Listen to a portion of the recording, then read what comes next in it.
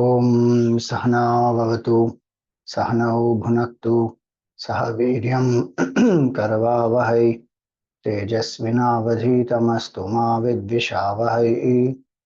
ओम शांति शांति शांति। ओम सदाशिवसमारम्भां शङ्कराचार्यमध्यमाम् अस्मदाचार्यपर्यन्तां वन्दे गुरुपरम्पराम्। श्रुतिस्मृतिपुराणानाम् आलयं करुणालयं नमामि भगवत्पादं शङ्करं लोकशङ्करम्। शङ्करं शङ्कराचार्यं केशवं बादरायणं सूत्रभाष्यकृतौ वन्दे भगवन्तौ पुनः पुनः। समस्तजनकल्याणे निरतं करुणामयं नमामि चिन्मयं देवं सद्गुरुं ब्रह्मविद्वरम्। ॐ वसुदेवसुतं देवं कंसचाणूरमर्दनं देवकी परमानन्दं कृष्णं वन्दे जगद्गुरुम्।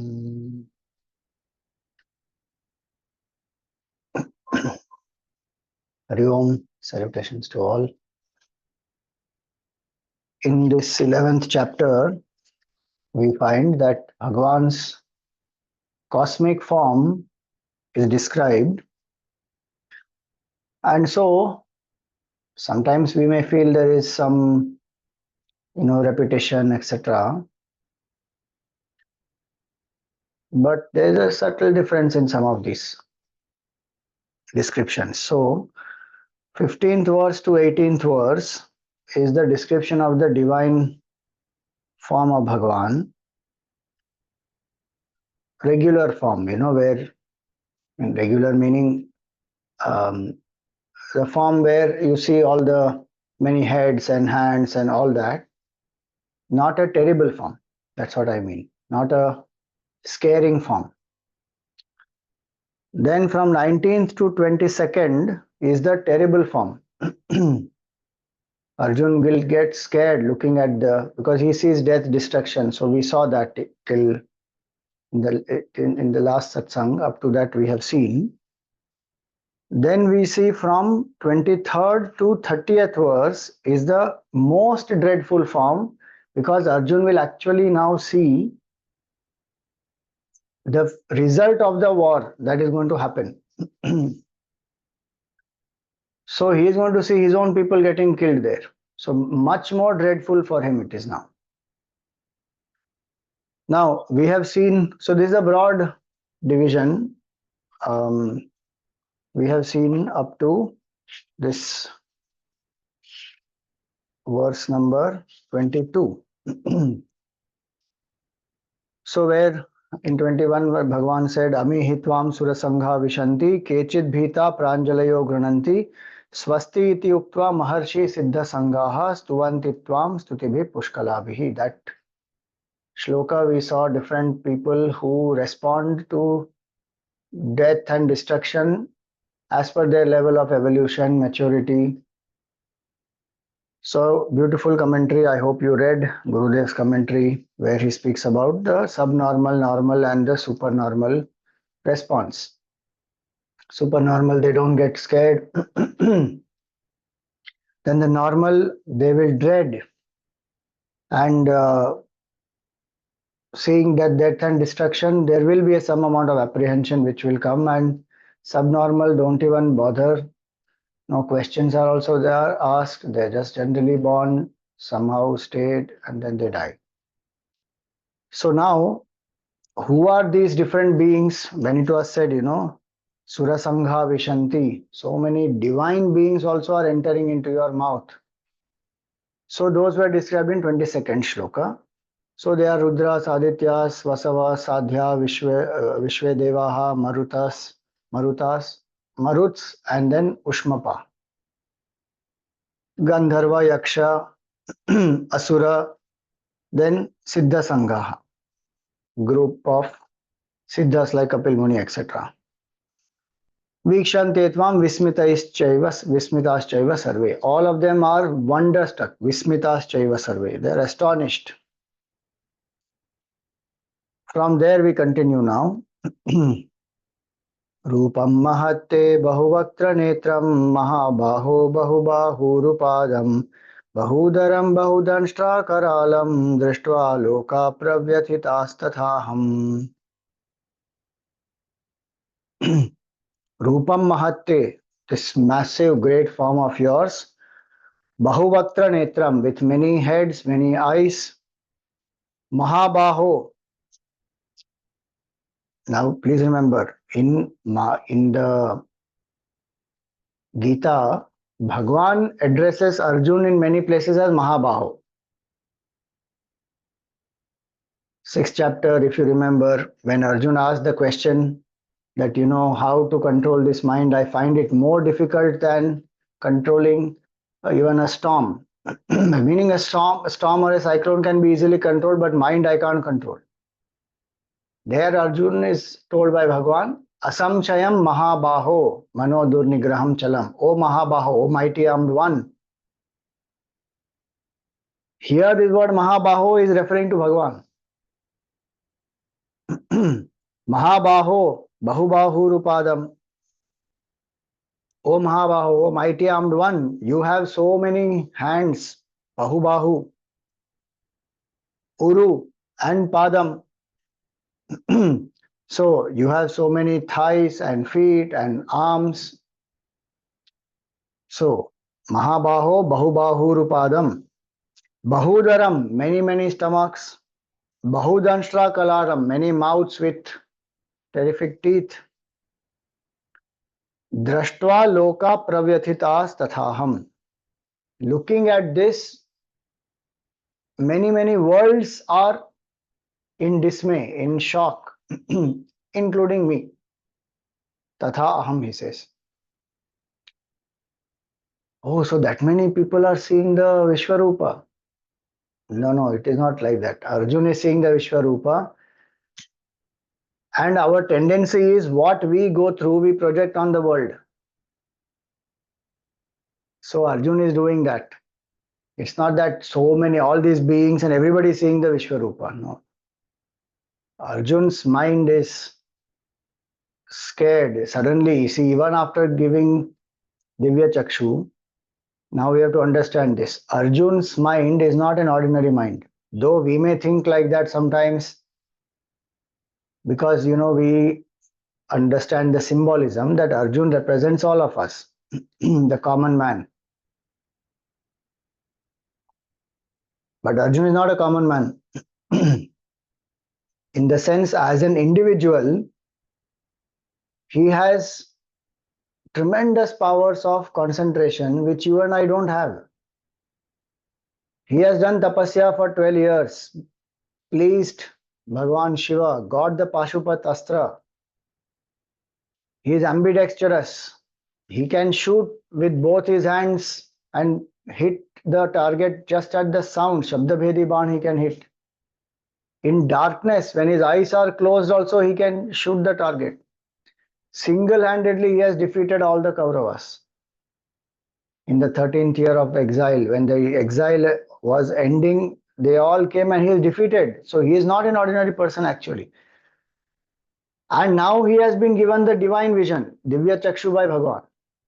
Still, he is scared. And interesting observation, if you think about it, Sanjay's description came first of the Vishwarupa. First, Sanjay described what Arjun saw. And it is not that Sanjay is describing what Arjun saw, but he did not see. Sanjay is also seeing the form and he is narrating to Dhritarashtra. But Sanjay doesn't get scared. Though the form is the same and it is terrific. That Vishwarupa, we can't even imagine what it is.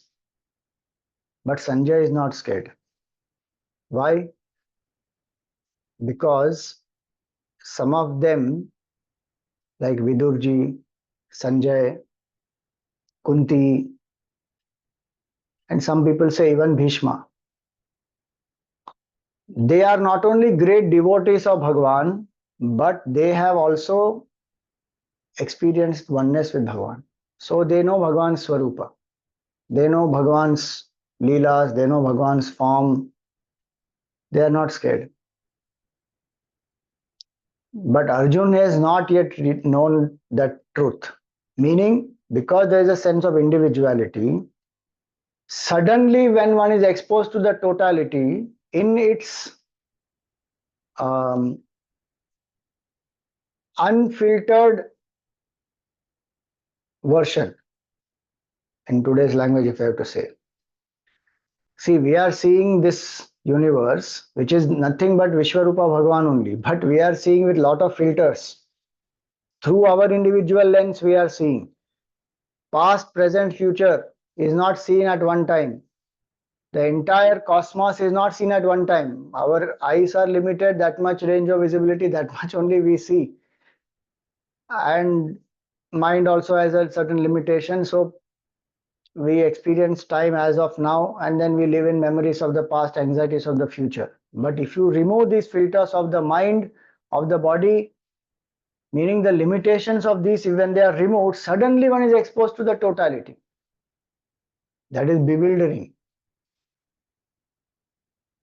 Those who have come to know one, realize the truth, they have steadily through spiritual sadhana dropped their individuality, which means all these psychological limitations, etc., are gone. And they come to experience oneness with the divine. They will not have fear. They will still see death, destruction, everything, but they have experienced oneness with the substratum. They have completely surrendered to Bhagavan. They don't have fear. These are many very nice points which we learn from the 11th chapter of how the truth remaining the same. There's a difference between the deluded person, a seeker, an advanced seeker, and a realized person. And so Arjun is terrified and he is projecting that on the world. If a person like Arjun is terrified, what will happen to us? With his level of mind control, single pointedness, austerity, he gets terrified. That's why he says, Pravyathitas tathaham. Vyathita itself means disturbed, dejected. Pravyathita means extremely scared, disturbed. And he says, all the worlds, lokaha, tathaham. So he's seeing this cosmic form and he is very terrified. He continues further, he says, Nabhasprisham deeptam anekavarnam vyattananam deepta vishalanetram दृष्ट्वा हि त्वां प्रव्यथितान्तरात्मा धृतिं न विन्दामि शमं च विष्णो. Nabhasprusham. This form is touching the sky. See, the point of this word Nabhasprusham, Nabhasprusham is not to say that the form is touching the sky, meaning to what extent he can see, to that extent he is seeing, but form is limitless. When about hands, etc., it is said it is about the width. Now it's about the height also. Earlier also he has spoken about it. Now again he's repeating. Nabhasprasham, it is as though touching the sky, meaning it is infinite, it is just going on, endless. Nabhasprasham. Deeptam, aneka varnam, it is flaming. There is lot of light and of different colors. This cosmic form is because all colors are there in this creation, and the cosmic form will include everything. So it's not that only one yellow light is there everywhere or white aura, white light is everywhere and Bhagwan's form is there and then it's emitting only white light. Those are all our limited thinking.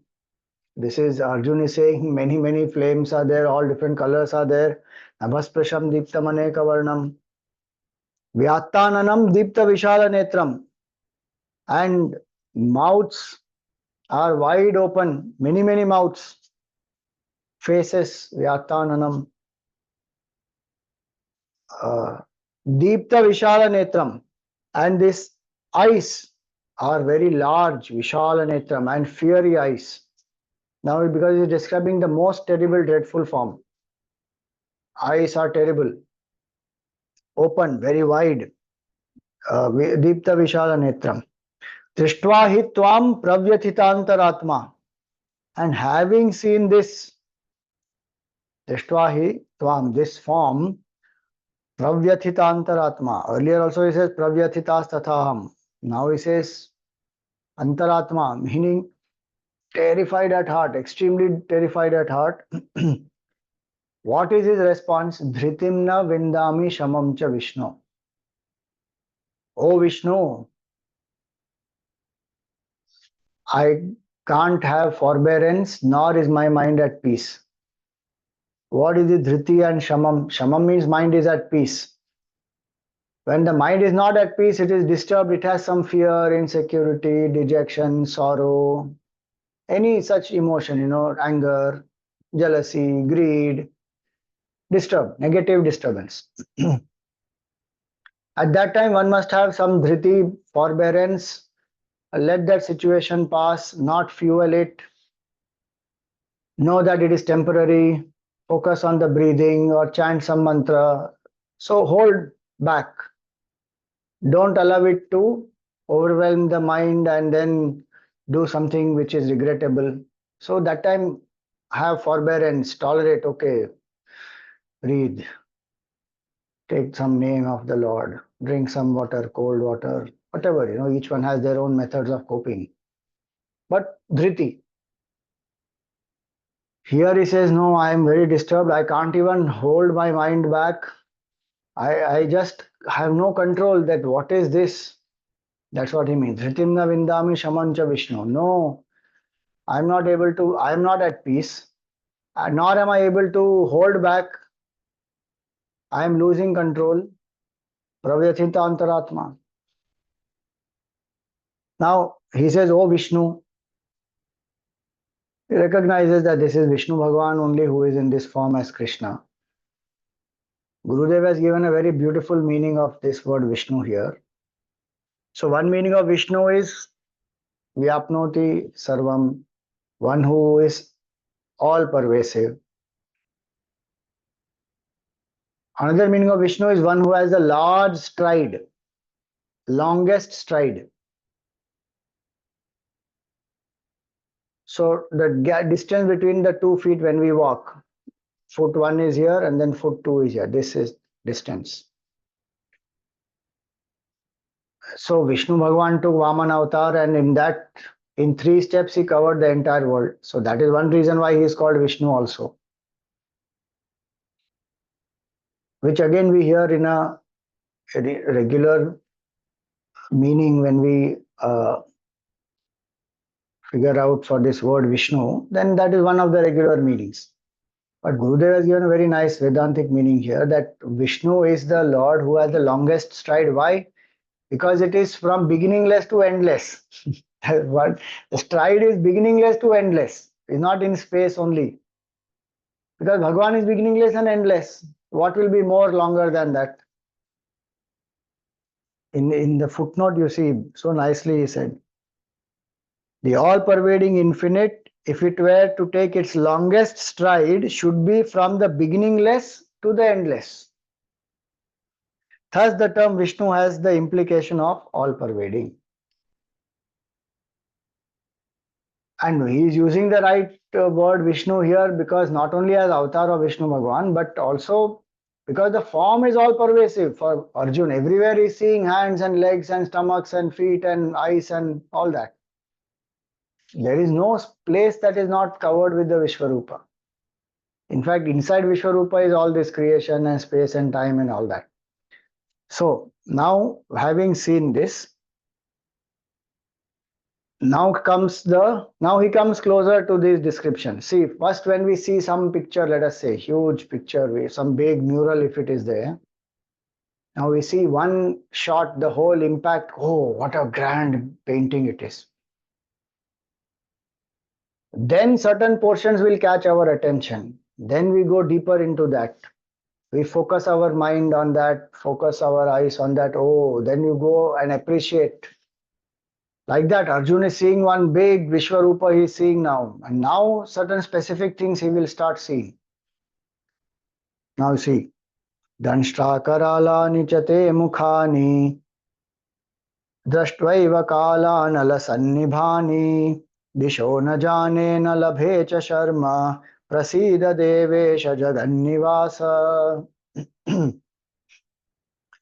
दंष्ट्रा करालानि च ते मुखानि terrible teeth दंष्ट्रा कराला in your mouth I am seeing such terrible teeth, long sharp pointed teeth. Arjun is saying दंष्ट्रा करालानि च ते मुखानि दृष्ट्वैव कालानलसन्निभानि. And along with that, what am I seeing? The blazing fire of time, which will destroy everything. That, see, pralay happens in different ways. Sometimes pralay will happen with fire. Everything will be burnt. Not only by water always. So, anala is a fire. Kala anala means the fire of pralay. So he's saying that your mouths are having terrible teeth, tusks, and they are blazing out fire as though, you know, Drashtvaiva Kalanala Sannibhani, meaning Bhagwan through his fire is burning the whole world and everything is entering into him in the time of destruction and getting burnt. It means both. As though Bhagwan is,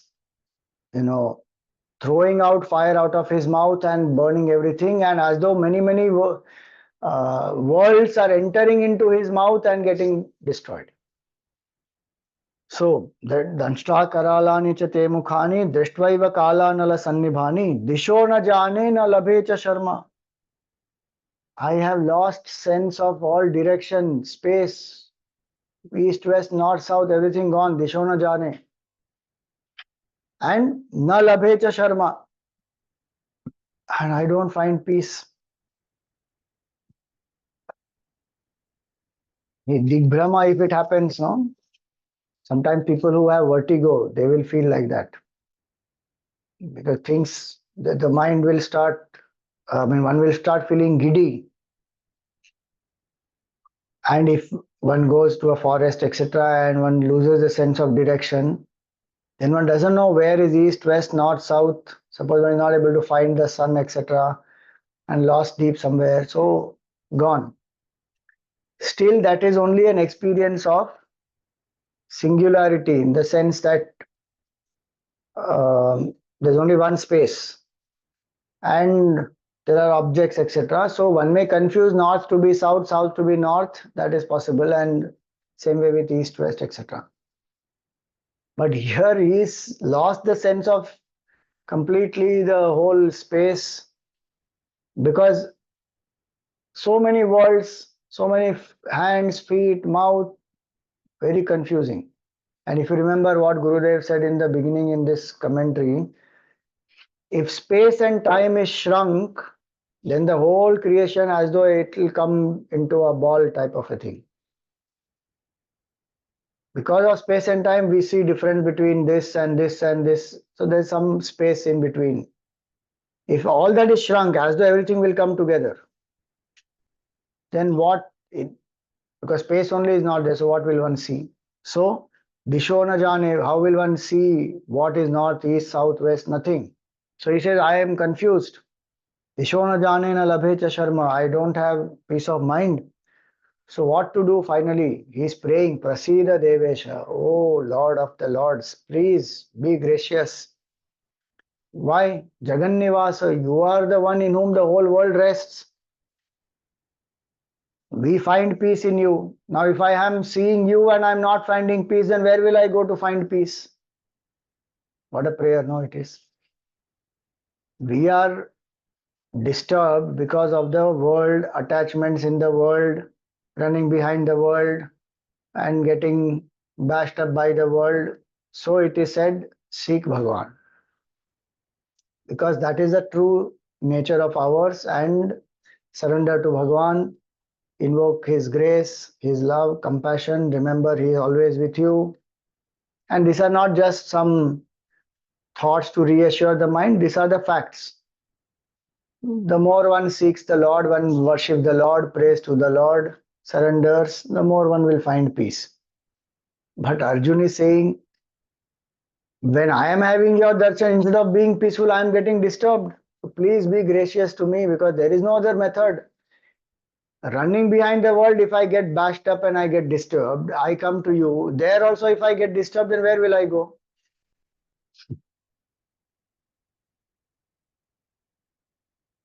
That is one aspect. Second aspect is this actually shows the insignificance of ours as an individual, as a jiva. What is our vanity that we have? No matter how much one has achieved, what one has achieved, compared to Bhagwan, one is nothing. And so this is natural humility that will come. And one will turn to the Lord. See, Gurudev has written very nicely in this. Prayer is the only resort of the individual who has thus fully realized the emptiness of his own hollow vanities in the presence of the mighty total and the supreme divine. One realizes one's complete hollowness. I am empty, there is nothing, zero, one becomes. Emptiness of his own hollow vanities, all vanities, whatever great thing we may think about ourselves, compared to infinity, it is nothing. This is not low confidence, this is not condemning oneself, this is not putting down oneself, but this is a spontaneous response when one actually considers the totality. In front of the totality, individuality is nothing. What is a wave compared to the ocean? If the ocean, if the wave has a vanity, I am a big wave, I'm the biggest wave in the ocean. Array, you may be the biggest wave in the ocean, but the ocean is everything. You are nothing in compared to that one ocean. Ocean is one wave is nothing, however big it may be.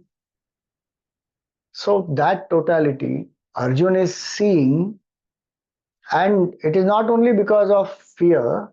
Of course, he has that his mind is disturbed, but also there is a devotion that he has because of which he surrenders and he says, Prasida Devesha Jagannivasa, please be gracious to me, because not everybody can see this terrible form. See, in our life, one by one, also, if continuously death happens in someone in our known circle, that itself will be terrible. Every few days, somebody is passing away, it will shake up the person. Here he is going to see now that this description comes now. He is seeing suddenly so many known people all getting killed. Apart from the general thing that the worlds are getting inside the mouth of the Lord and the flame is burning away so many cosmoses and all that, that itself is terrifying. So he says, Prasida Devesha Jagannivasa. Now he is going to see his own people also. Actually, from the 21st shloka, Shankaracharya's commentary, he writes that 21st shloka onwards, Bhagavan is leading him to the point where he will see the outcome of the war. And so Arjun has surrendered. So there's a very big difference now. Again, we have to see this very lovely aspect in the Gita is this. He surrendered in the second chapter also. There he said, Shishyasteham Shadhimam Tvam Prapannam. I am your Shishya. Please teach me. Please instruct me. Seventh verse, second chapter, he said. 10th verse, he said, Nayotsya iti Govindam Muktva Tushnim Babhuva. He says, I surrender to you in the seventh chapter, in the seventh verse, he surrendered. Then he says, you guide me, instruct me, but I will not fight. Don't tell me to fight. He threw away his bow. He says, you guide me, you instruct me, but I will not fight. Partial surrender, that is. That point in time, he is capable of doing that much only. So he surrendered. Now, this surrender that you see Very different. Because when he sees the cosmic form, whatever attachments he has, whatever vanity he has, all disappears. And he sees, my God, who is this? What is this form? So that individuality disappears for that time. In the earlier conditional surrender, there is a certain level of individuality which is still there. It is not full surrender. Here, this Vishwarupa brings about that full surrender, and you will see now many expressions of that surrender will come. But Arjun's surrender is this now. And so Gurudev has again written very nicely that uh, true prayers, true prayers can never rise up from a heart that is swollen with pride and entertains an exaggerated sense of self-importance. True prayer will not rise from it. One may pray to Bhagwan and one may ask for something, or one may thank Bhagwan for something, or one may even pray, Kid, may this happen. But the true prayer is where the ego has disappeared. That is true prayer. And so here he says that heart swollen with pride and entertains an exaggerated sense of self-importance. In that, from that heart, true prayer will not come. Only when man understands his own individual insignificance in the context of the total universe, then true prayer can rise up from him almost involuntarily. That last line, na, Prasida Devesha Jagannivasa, is like that. Involuntarily, when one realizes one's own insignificance, involuntarily that prayer will come. That is true surrender. And so Arjun says, please, please be gracious to me and meaning help me to become quiet. Now, what is he seeing? The main reason why he's very terrified is now specifics that he sees now. Till now, as I said, he's seeing general things and destruction and death, and one shot to see destruction of the whole creation. Will it terrify or not? As I said, in one's own life, if quick succession, somebody passes on, some people pass on, that itself is terrifying. All in the creation itself, continuously destruction is going on, happening, and he's seeing that. Very disturbed. And in that now he is specifically seeing his people. See, 26th one. Ami cha tvam dhritarashtrasya putraha sarve sahaiva sanghaihi Bhishmo Drona Suta Putrastatthasau Sahasmadiyayrapi Yodha Mukhyaihi Vaktrani Te Tvaramana Vishanti Danshtra Karalani Bhayanakani Kechidvilagna Sandrishyante Churnitairuttamangai. So now what is he seeing? Now see there. Ami chatvam dhritarashtrasya putraha is all these sons of Dhritarashtra. Then sarve Dhritarashtrasya sarve putraha, all his 100 sons. Saha, along with them, what is he seeing? Avanipala Sanghaihi, host of kings of this earth. Avani is earth. Avanipala is king of earth. Sanghaihi, lots of kings, all the allies, Kauravas with all their allies, all of them. Then specifically he says Bhishma, Dronaha, Sutaputras Tathasav, Karna also. Now see this, we think Sutaputra is a casteist slur. It is not a casteist slur actually. It is a statement of a fact. That's all it is. How? If you call a carpenter, is it a casteist slur? He's a carpenter. Simple. The charioteer. Was society looking down upon the charioteers? If it was, Sanjay would not be sitting with Dhritarashtra and explaining to him this whole description of the war. They're not looked down upon. This has been fed into our heads unnecessarily, that all the time Shudras were looked down upon. No, Varna Vyavastha is as per the temperament, who is fit to do what things as per their mental qualities. They will take up that profession, which is how it has to be. Even today, it is there or not. Aptitude, as per the aptitude, one has to take up what profession, then only one will excel in. Today also people do aptitude tests. And that time Varna Vyavastha was meant for that Guna Karma Vibhagasha in the 4th chapter we saw. But people show it like that because they have a vested interest. And now everyone wants to glorify Karna. Karna is greater than Arjun. Karna is greater than Arjun. Arey boy, go open read Mahabharata and read. It is not so great. There are so many problems with the Karna mindset.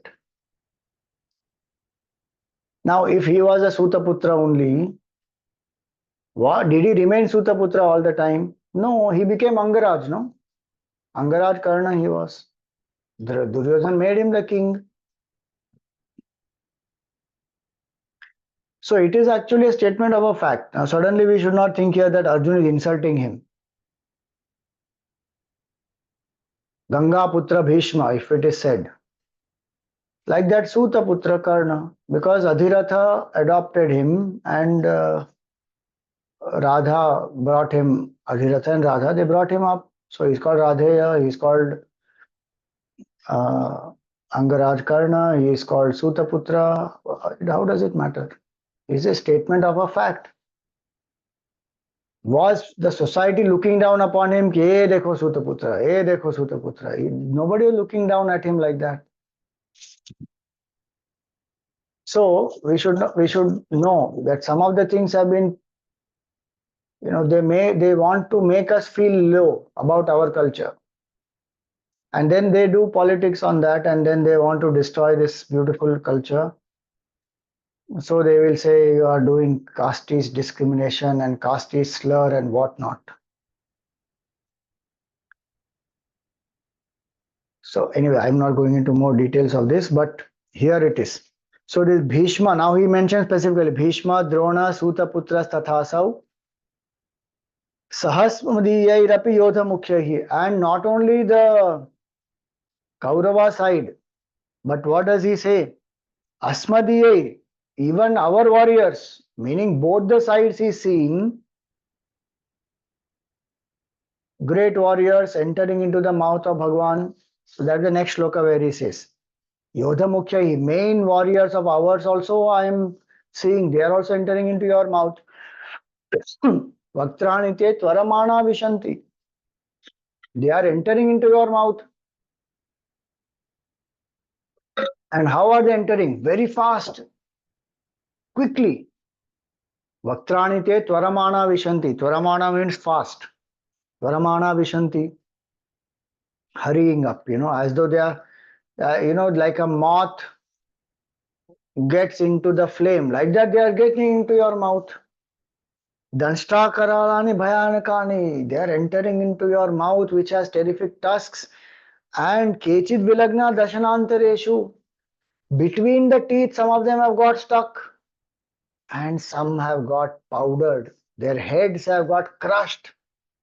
Sandrishyante churnitai uttamangai. It is visible. Chandrishyante. I am seeing what? Their heads are crushed to pulp. You are as though eating them away and crushing their heads. And some are stuck in between your teeth, meaning they are dying. The flames are coming out, they are entering, and he is chewing it, and they are crushed. Terrific. This sight, just imagine what Arjun would have felt. Looking at Bhishma and Drona, this entire delusion happened. He says, I don't want to fight. And in the cosmic form, Bhagwan showed him their death. Now see this death of theirs. See that power of the Lord also and his cosmic vision, that what Arjun did not want to do, what attachment he had, no?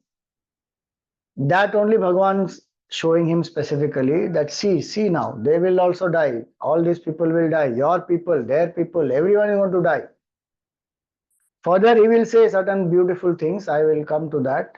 But imagine what Arjun would feel when he's seeing Bhishma, Drona, all of them entering into Bhagwan's mouth, which is full of fire, and they're getting crushed between the teeth, powdered, pulverized, turned to pulp and dust.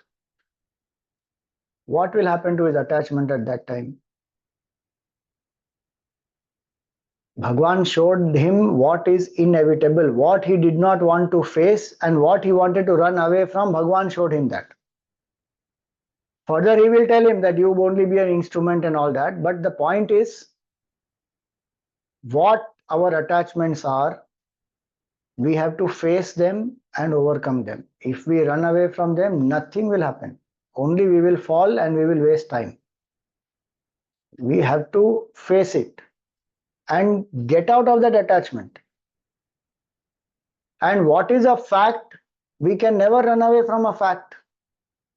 However much we may try to escape it, we may try to disguise it, we may try to ignore it, nothing. If death is a fact of life, it is not an opinion, it is not some fantasy, it is not some imaginary thing, it is a fact of life.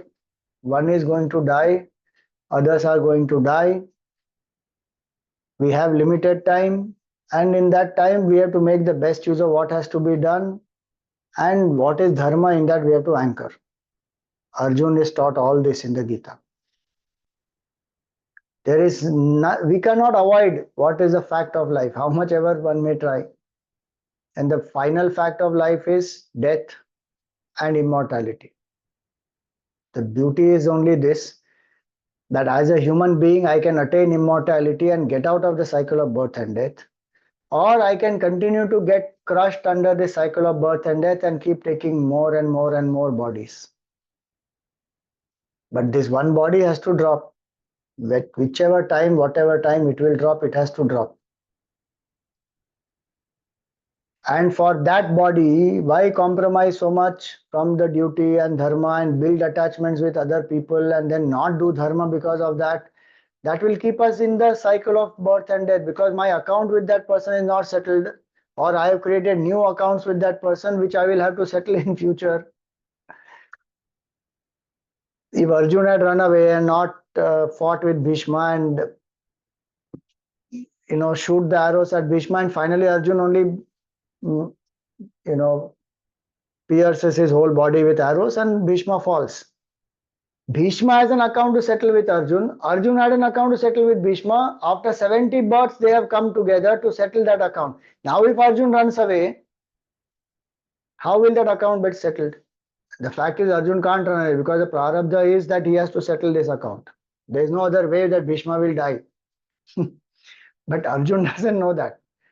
Bhagwan shows him, see this, that Bhishma is entering into my mouth. Now, whom will you protect? If you run away also, what, they will be free? Some things which are unpleasant also, sometimes the teacher will have to do, and that's what Bhagwan does and shows Arjun. When we don't like something, we close. No, don't show me this. I don't want to see this. And Bhagwan says, see this only, because this is the truth. How much will you run away from the truth? What is the truth is the truth, full stop. The seeker is one who is ready to face the truth as it is. Then only one is a seeker. If I don't have the ability to face the truth as it is, then I am not a seeker. Face it, accept it, do what needs to be done for it. Then I am a seeker. It can be any level of truth about the individuality also. If there is anger in my mind, if I have anger issues, I have to accept, yes, I have anger issues. Now face it, accept it. Now do what has to be done to get out of that anger. But if I'm in a denial mode, no, no, I don't have any anger issues. In my place, anybody else would have had. No, this is not the personality trait. And now and then anger comes to me. I can justify like that, then I will never get out of it. If I accept, no, no, I have. Now what has to be done? Why did this happen? What are the causes? Then I can overcome. If I don't want to face the truth, I want to live in some delusion, then I'm not a seeker. Seeker is one who destroys delusion, not encourages delusion. Bhajugovindam, the word, the beautiful text, Bhajugovindam, the one of the beautiful names is that Moha Mudgara. Moha is delusion, Mudgara destroy. It will destroy our delusions. So, Arjun, he is seeing now. So, so he sees Bhishma and Drona, his own teacher. He learned everything from Dronacharya. These are the two names he had mentioned in the second chapter. No? That specifically he said in the beginning, he said in the first chapter, he said, Drishtve swajanam Krishna vishame samupasthitam. So, okay, I'm seeing my own people assembled in the war. How can I fight them? And he gave a long list of arguments. Then he comes to second chapter. There he specifically says Bhishma and Drona Pramukhatah. Bhishma Drona Pramukhatah Sarvesham cha Mahikshitam.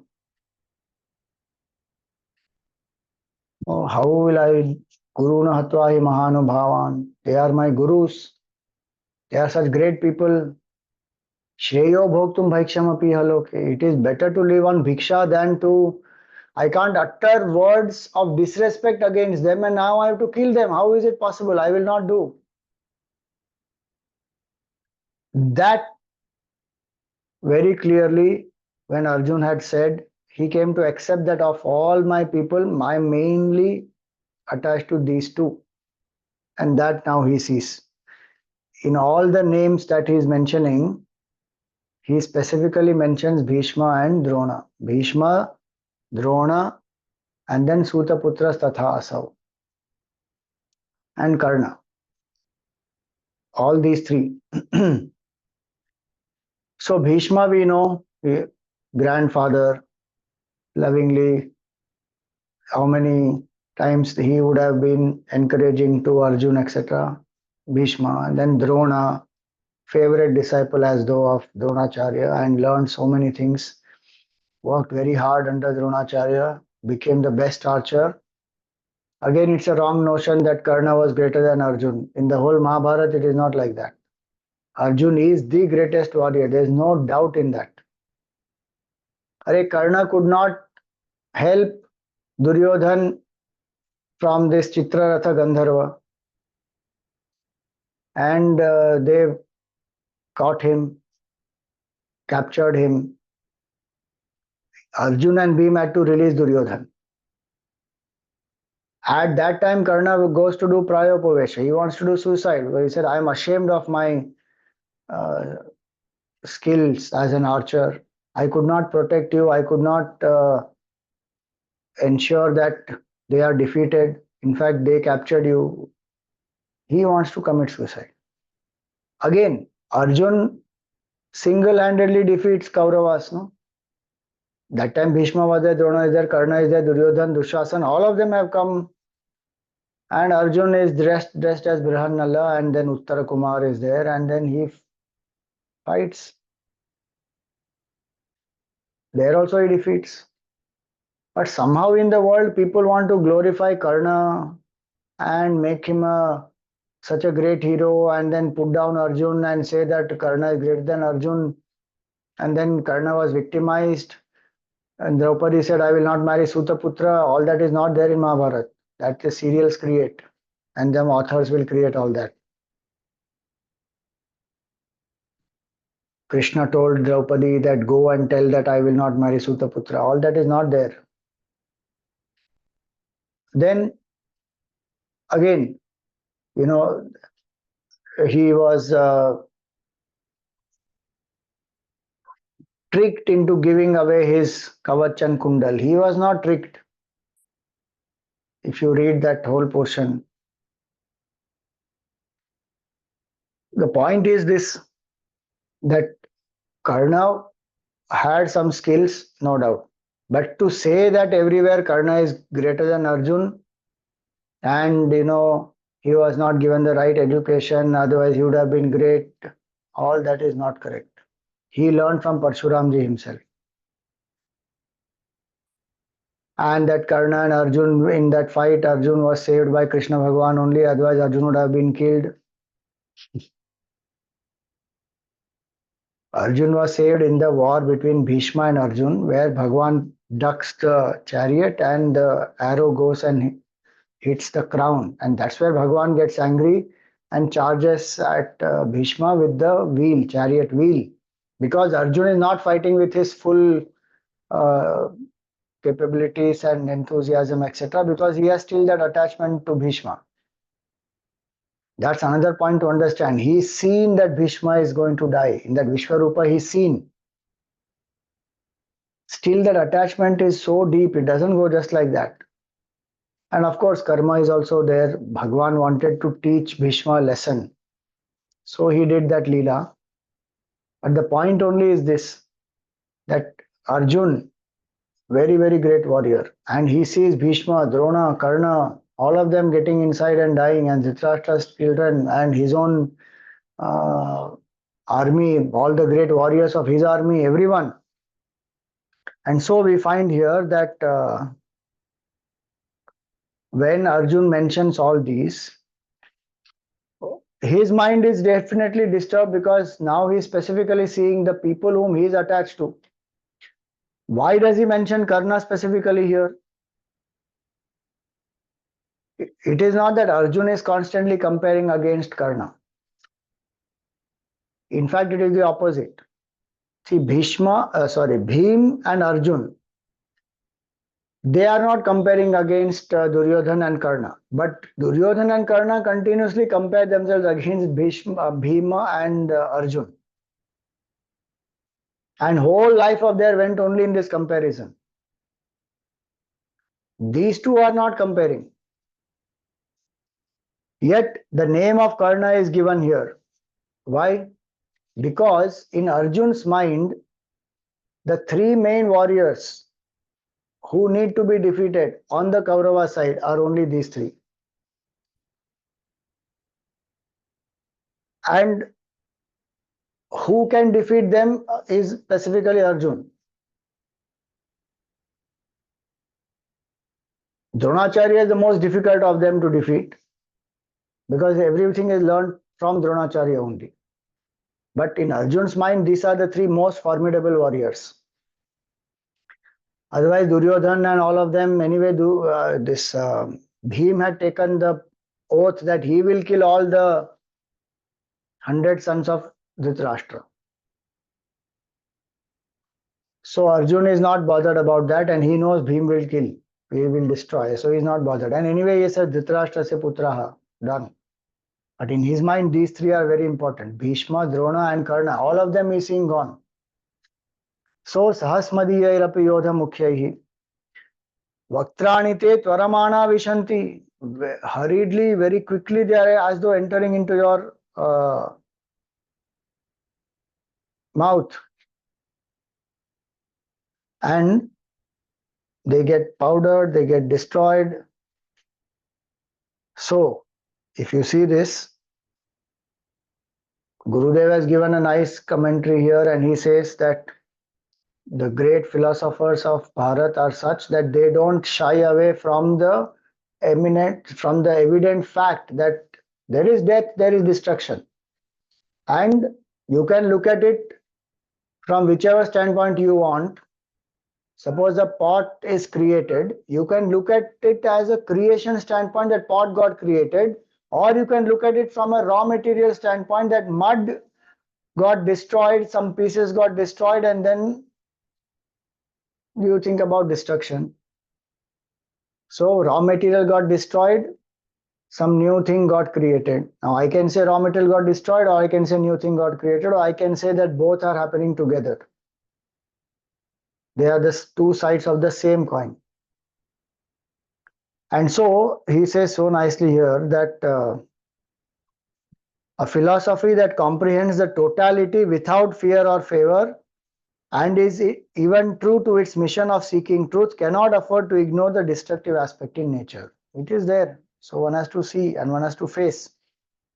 Now, in this, Arjun sees all the warriors getting killed, and he gives now analogies. And so, when he's seeing these warriors entering into the mouth of Bhagavan, who has taken up this terrible form of death as though, what does Arjun say? So, analogies that he gives. Next two verses, he gives analogies. यथा नदीनां बहवोऽम्बुवेगाः समुद्रमेवाभिमुखा द्रवन्ति तथा तवामी नरलोकवीराः विशन्ति वक्त्राण्यभिविज्वलन्ति यथा प्रदीप्तं ज्वलनं पतङ्गाः विशन्ति नाशाय समृद्धवेगाः तथैव नाशाय विशन्ति लोकाः तवापि वक्त्राणि समृद्धवेगाः. So, first analogy that he gives, Yatha Nadinam Bhavambu Vegaha. How the Ambu, water of many rivers, Nadinam Bhava Ambu, Bhava Nadinam Ambu, water of many, many rivers, Vegaha, with great speed, Samudrameva Abhimukha Dravanti. They are facing the ocean, and as though they are moving fast towards the ocean. And ultimately what happens? They go and merge into the ocean.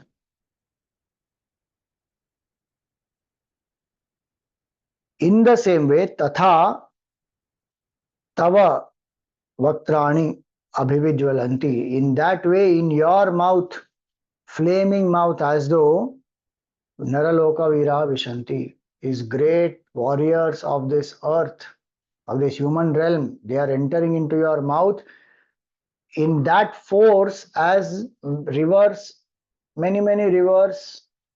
They are moving towards the ocean, facing the ocean, moving towards the ocean, and they just enter into the ocean. When they enter into the ocean, what happens? They lose their individuality. Then one can't say, oh, this is Ganga water, this is Yamuna water, this is Saraswati water. Nothing, gone inside. It's all one ocean. With what force they enter, and they just lose their individuality. Like that, these warriors are all entering into you and getting destroyed. Then you can't recognize who is who, what happens, nothing. Now, obviously, please remember, it's only their bodies which get destroyed. The Jiva Bhav remains, and then that Jiva will take body again, and that continuous cycle of birth and death will happen. That example has a limitation. What is important is to understand the main point which is supposed to be conveyed through the example is how the rivers just are pulled as though towards the ocean. Like that, these beings are just getting pulled.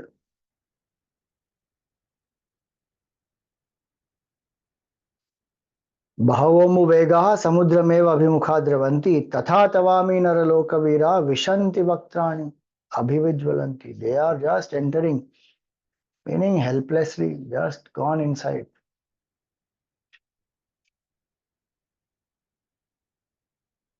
This whole Mahabharat war is also like that. It is set up like that to destroy the adharmic forces, one shot, and nobody will be able to stop it. Bhagwan himself went as a Shanti Dut and he could not stop because that's the karma and he knows. It is not that he felt rejected, that oh God, I failed as a Shanti Dut.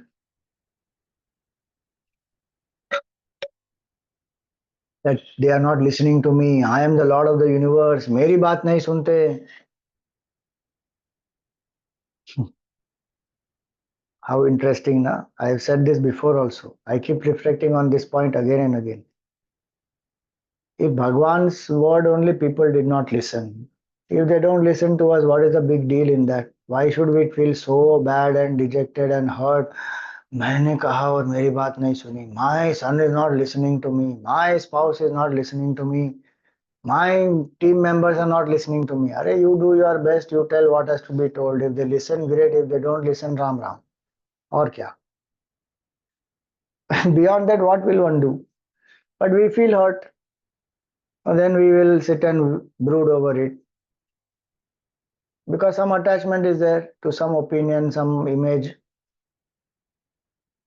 After a point, if one understands all this, then one says, tell the opinion. If they want to take it, great. If they don't want to take, doesn't matter.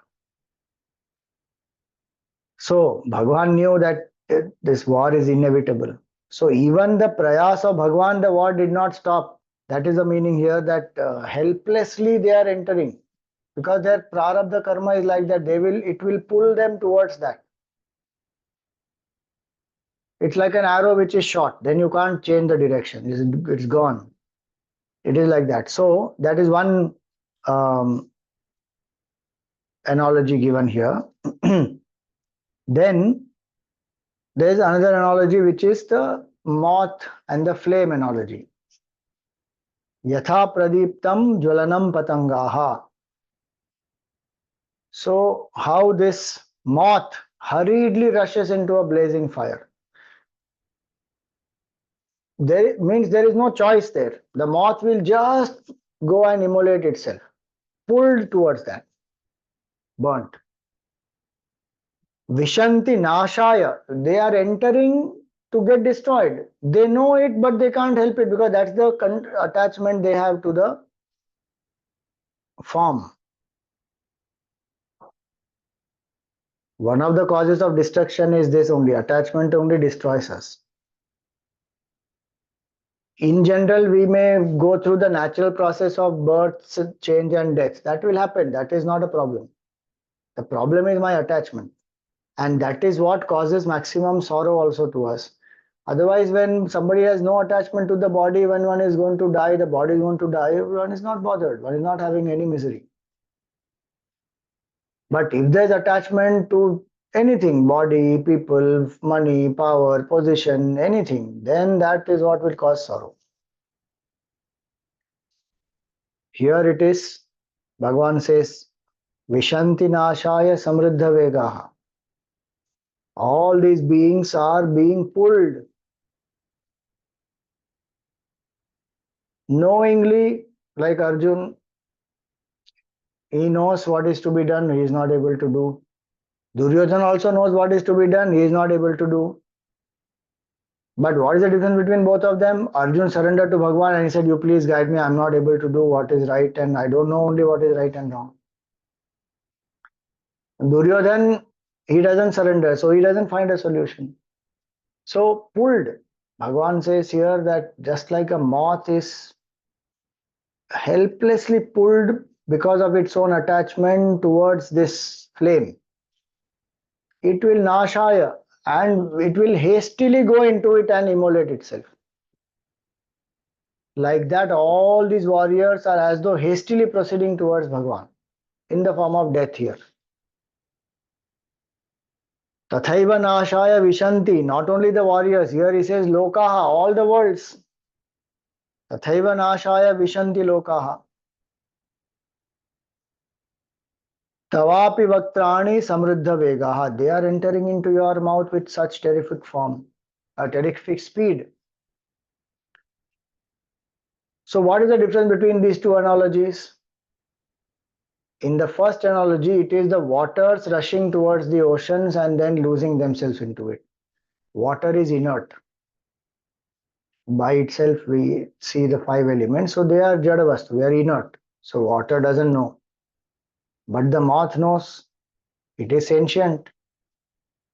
So if somebody says, that river water is just a mechanical cycle, water cycle, because of that only this happens.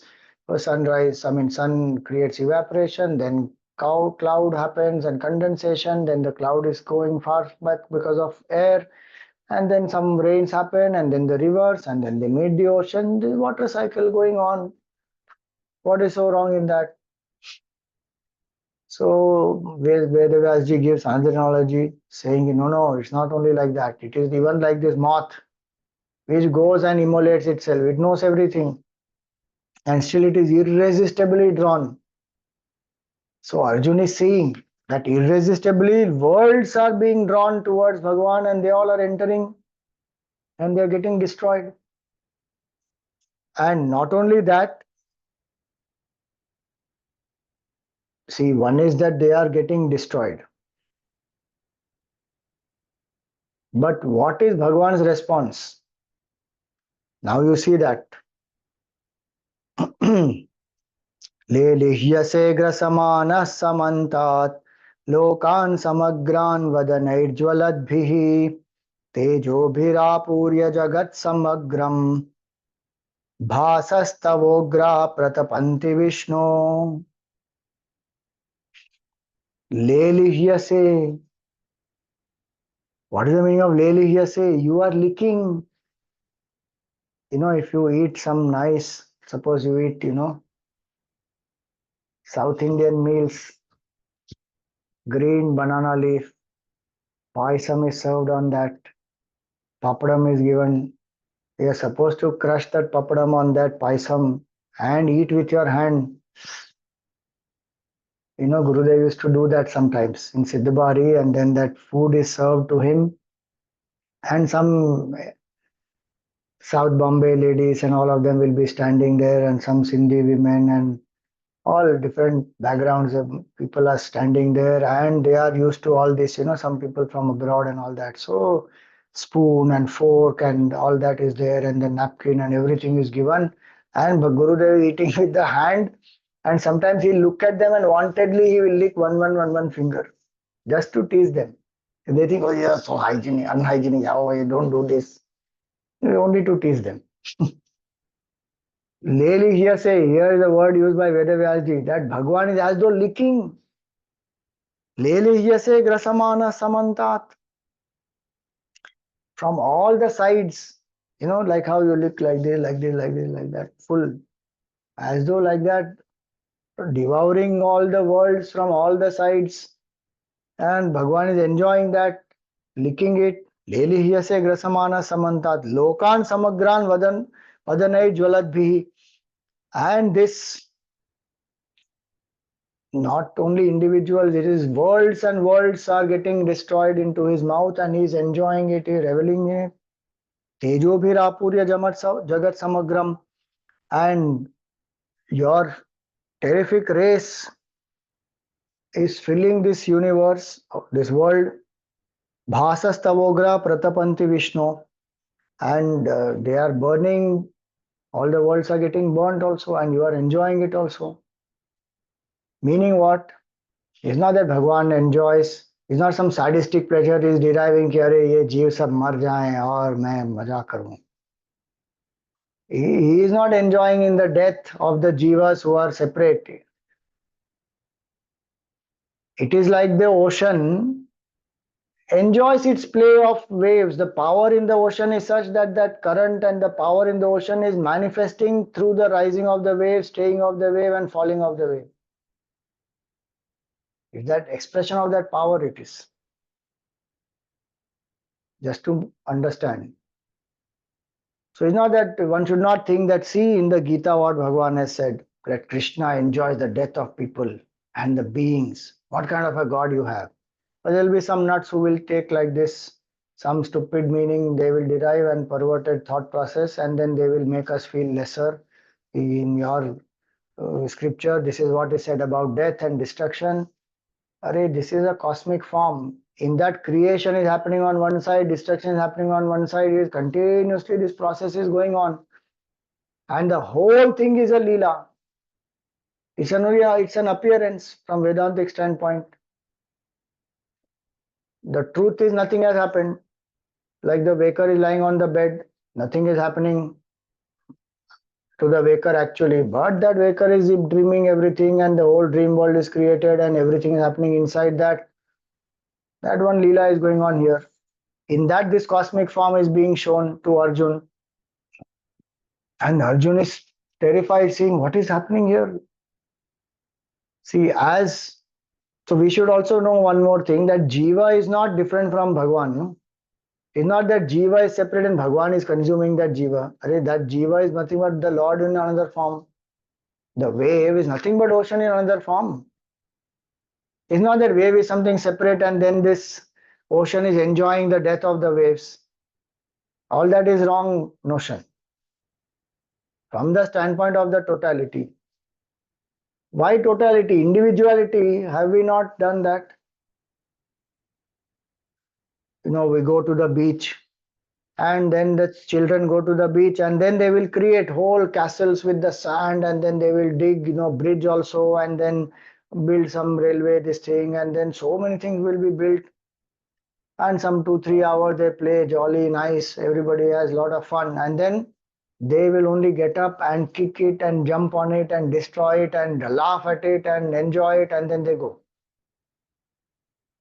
Can we say what a sadistic pleasure in destroying that? The creator only takes up different roles of sustenance and destruction, and there of course limitation of example, sand is there and the child is there, but here it is, who is Jiva? Because people say that Bhagwan's Leela and we are suffering. The who are you? From where did you come? Away from Bhagwan. If Bhagwan is infinite, everything is in the Lord. How can you be different from Bhagwan? And Bhagwan only is appearing as the Jiva, playing as the Jiva, and then ultimately he is only getting liberated as though. So we have to understand the complete picture. And so here the point of this is what? It is not to say that Bhagwan takes pleasure in destroying the worlds. It is to understand that destruction is happening. It is inevitable. By law of karma it will happen. By will of Bhagwan it will happen. And we should not uh, get scared of it or run away from it. But whatever time we have, anchor in dharma, do the duties, be devoted to Bhagwan, and that's all. This whole thing is meant for that much only. It is not anything else.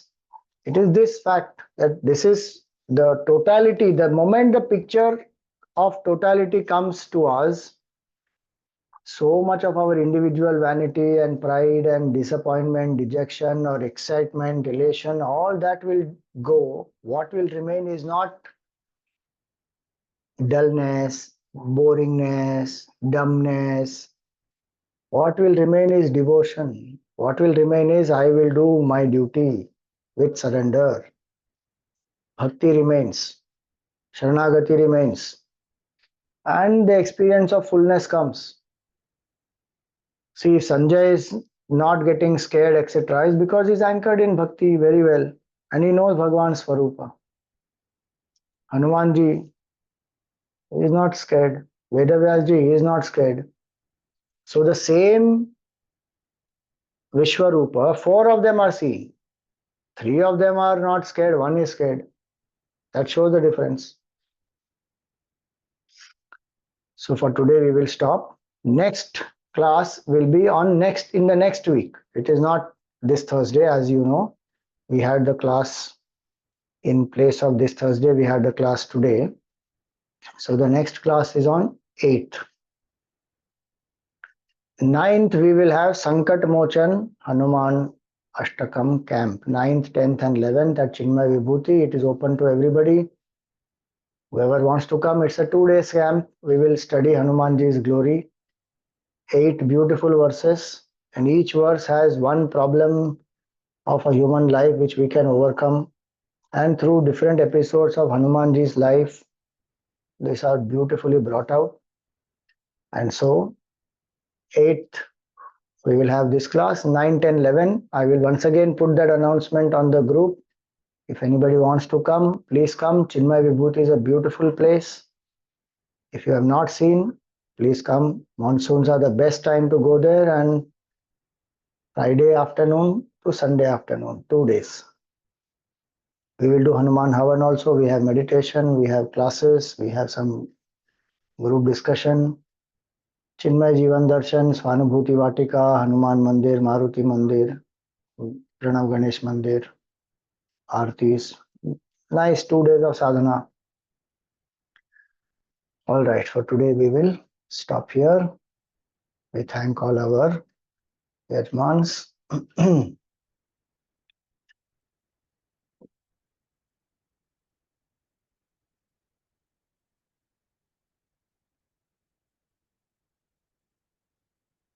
So the Mukhya Yajmans for this whole series, Parag Wagh, Kalpana Morparia ji, Hemant Ruya ji, Bharat Khanna ji, Achyutan Nair ji, and Nandita Parekh ji. Geeta Aarti Yajmans for all the sessions, Vipul ji, Nalini ji, Surbhi ji, Rajan ji, Sapna ji, Dipti ji, Jolly ji, Ajay ji, Kirit ji, Garima ji, Jayashri ji, Jyotsna ji, Hem ji, Vijaya, Bhatia ji, Vinu ji, Tarana ji, Mukta ji, and Majnu ji. The daily Dainik Yajman for today, Rekha Shanbag ji, Sadguru Mehta ji, Mamta Mukhopadhyay ji, and Geeta Mirchandani ji. And our Geeta Aarti Yajman for today, again Geeta Mirchandani ji, Meera Sharma ji, and Mala Lentin ji. So we invoke God's grace, Gurudev's blessings on them, their families, and everyone present here. May Bhagwan bless us with true and complete surrender. Whatever resistance we may have or some block we may have in our surrender, may Bhagwan remove those, make us completely dedicated, devoted to the Supreme, and may we come to realize our oneness with Bhagwan. And may we also learn to drop any attachments we have. May we have the courage to face the truth, to accept it, to work upon it, and to come to realize the truth ultimately. Om Tat Sat.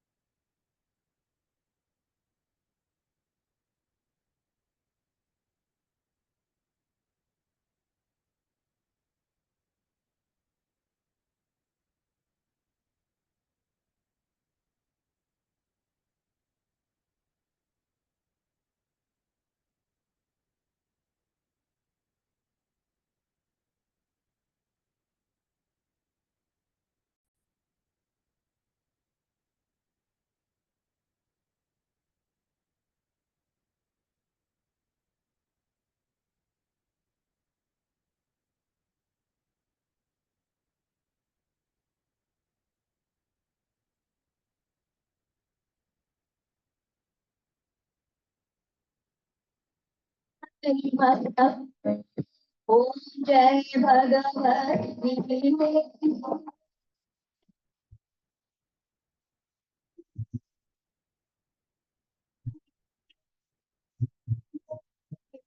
Sundar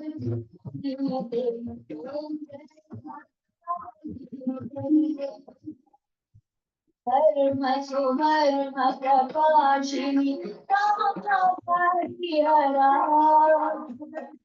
Sarvadhyashini Vidyanandhakara Om Jai निश्चल भक्ति विधारी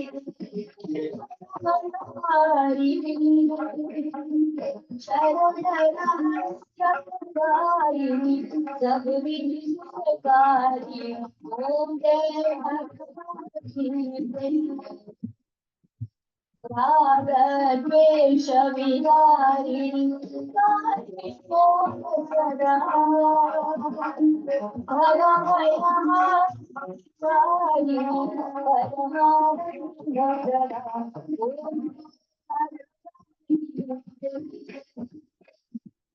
आसुरभाव विनाशिनि समर्पयामि दैवी सदायिनि हरिरसिका सजनि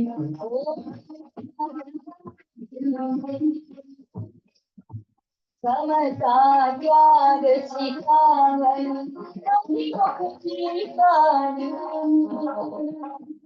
मुक्ति स्वामिनि श्रुति योगी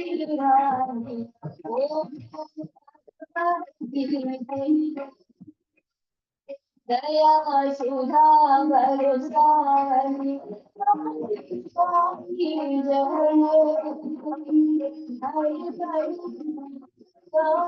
जय अपनो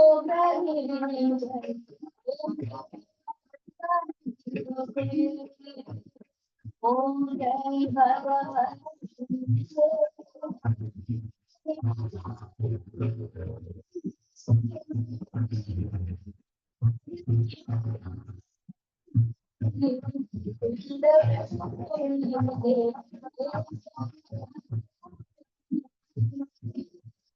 ओम ओम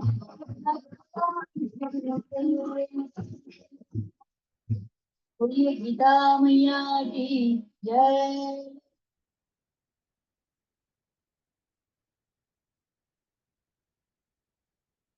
बोलिए श्री कृष्णचंद्र भगवान की जय, श्री सद्गुरुनाथ महाराज की जय।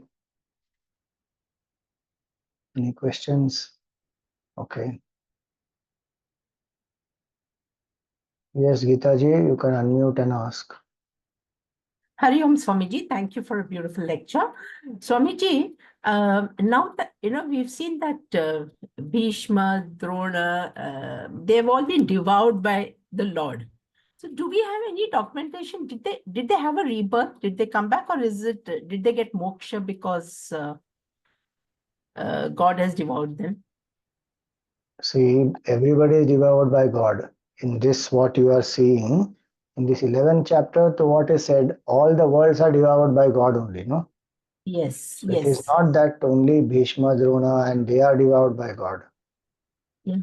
All are consumed by Bhagavan only, because it's all happening in the Lord. Okay. That is one point. Second point is, I am not sure about their future, because till now I have not come across anything like that. Maybe if it is mentioned somewhere else in some other Purana, then I don't know. But Okay. otherwise, only is their connection, their specific manifestation in terms of the Mahabharata is explained, and all of us know Bhishma is one of the 8 Vasus. And so Ashtavasus were cursed to be born on the earth, and in that Ashtavasu, the main person who did that mischief because of which the curse happened was Bhishma. His name was not Bhishma as a Vasu, I forget his name, some other name it was, and then he's born as Bhishma. So now there are two opinions about Bhishma. Some people say that he had realized the truth, like how we discussed today, and so obviously now if he has realized the truth, there's no question of his rebirth. Yes. But if he has not realized the truth, then he will go back to being a Vasu, and then from there whatever karma will be fructifying, the further birth will happen according to that, because he has to get released from his curse as a Vasu. So when he will drop his body, then he will be released from the curse as a Vasu and go back to the Vasu form, and then from there whatever karmic journey he has to take forward, that will happen. Same way Drona also is like that only. But Drona is a Jiva yet. So he is also a divine being, and he will again go back into his whatever the karmic journey he has to take up. He is not considered as a realized person. Okay. Thank you, Swamiji. Hari Om. Hari Om. Om Purnamada Purnamidam Purnat Purnamudachyate Purnasya Purnamadaya Purnameva Vashishyate. Om Shanti Shanti Shanti. Harihi Om Shri Gurubhyo Namaha. Harihi Om.